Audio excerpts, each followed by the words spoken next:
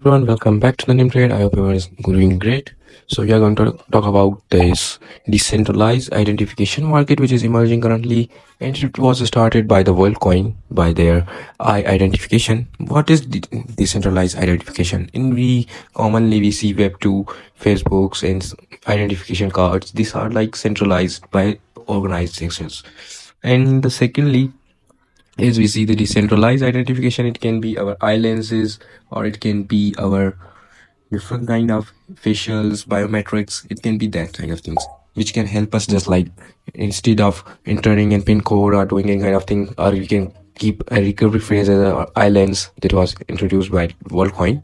And we also have ENS, Ethereum naming service, which we use instead of our wallet addresses.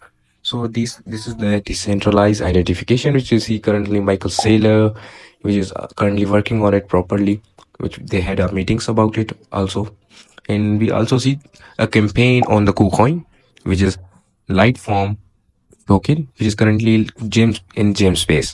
A gem space is like also like a launch pad of Binance. So it is just very similar, but in it you will have to complete this whole campaign by registering it. Then you have to put amount locked in KCS or USDT as you want.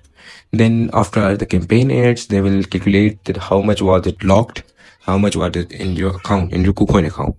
Then after that, it will be airdropped to everyone. This is how the KuCoin gem space works. And gem space is just like a simply, we can say, also shown in the video, and it means a just a launch pad.